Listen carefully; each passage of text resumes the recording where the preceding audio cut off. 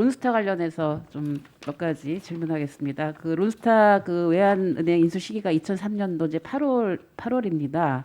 근데 후보자께서 청와대 그 정책기획 수석 비서관과 경제 수석 비서관을 지내고 나서 2002년 11월부터 2003년 7월까지 김현장 고문을 8개월 했고 그때 1억 5,120만 원 보수를 받으셨어요. 그래서 이게 20년 전이긴 하지만 이것도 작은 규모는 아닙니다. 상당히 큰 규모의 이제 고문료를 받았는데 이제 앞서서 여러 질의에서 이때 어쨌든 론스타의 외환은행 인수 시도가 이루어졌었는데 뭐 후보자는 뭐 관련 없다라고 계속 얘기를 하셨어요. 근데 어쨌든 그 당시 김현장에 들어가서 활동하던 시기와 그 인수하던 시기가 이제 같이 겹치거든요. 그래서 그 부분을 들여다볼 수밖에 없었는데 그 외환은행 관련해서 그 대검찰청 그 중간 수사 결과 이런 걸 보더라도 어쨌든 김현장이 여러 가지 그 법률 자문과 또 서류 작성 뭐 이런 걸 관여를 해서 미화 200만 불을 받은 바도 있다라고 하는 것이 검찰 기록에도 나옵니다. 김현장이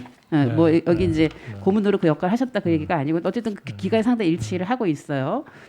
확실하게 조력한 사실이 없다는 거죠. 다시 한번 확인하겠습니다. 없습니까? 전혀 없습니다. 네.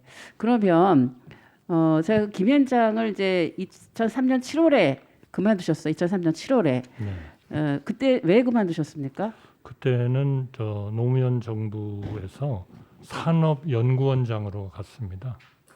산업연구원장. 네. 예, 산업연구원장으로 가는 바람에 여기를 그만뒀다. 네.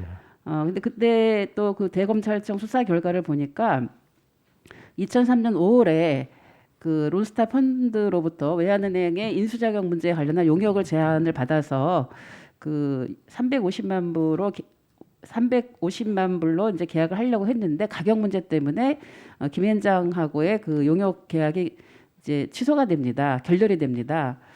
그래서 뭐 그때 이제 뭐 결렬된 여러 가지 이유가 있긴 한데 어쨌든 이 용역이 결렬이 되고 나서 이제 그 김현장이 외환은행 인수와 관련해서는 그냥 일반 법률 자문만 하게 되는 이렇게 되어지는데 그래서 이게 우연의 일치긴 하지만 이 이제 용역이 결렬이 되고 그러고 나서 또 그만두셨단 말이에요. 2003년 7월에.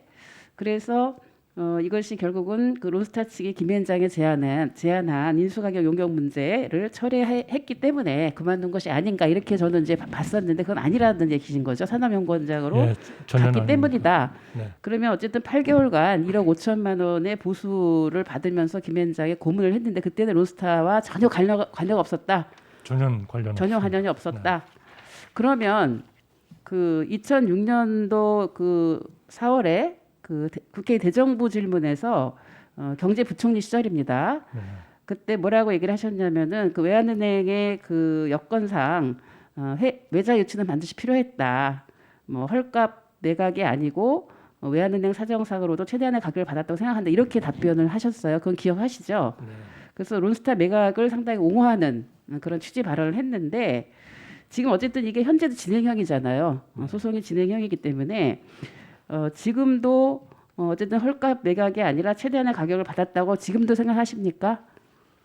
예, 저는 그 일에 참여한 공무원들이나 이런 사람들이 정말 양심껏 저는 했으리라고 봅니다.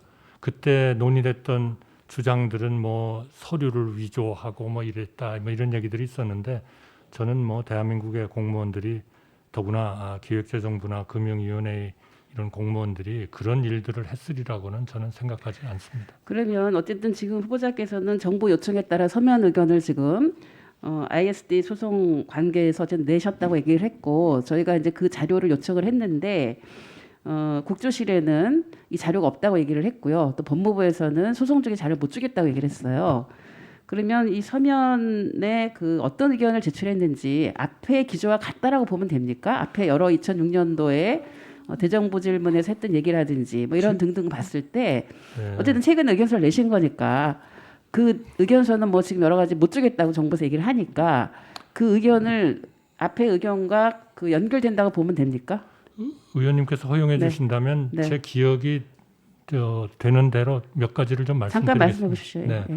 우선 첫째로 이제 경제부총리로서 제가 확신을 가지고 했던 거는 우리나라 정부가 비록 그 뭐 언론이나 일부 그런 그 개방이나 이런 것에 대해서 조금 저 소극적인 생각을 가지시는 분들은 있지만 적어도 정부는 정책을 하는 데 있어서는 항상 외국인과 내국인을 최대한 차별하지 않고 론스타에 대해서도 차별하지 않았고 그리고 우리나라는 개방과 투명성을 위주로 하는 경제 정책을 했고 그리고 마지막으로는 그거의 증거로 대한민국이 여러 나라들과 FTA라는 자유무역 협정을 맺음으로써 그런 우리의 투명성과 내외국인을 차별하지 않는다는 것을 전 세계로 보인 거 아니냐. 그러니까 론스타가 대한민국 정부가 민간의 프레셔를 압력을 받아가지고 외국인들을 차별하고 팔 거를 못 팔게 했다. 그건 절대로 아니다라는 대한민국의 내셨다. 입장을 옹호한 겁니다. 옹호해서 그런 네. 의견을 내셨다. 네. 대충 네, 그렇습니다.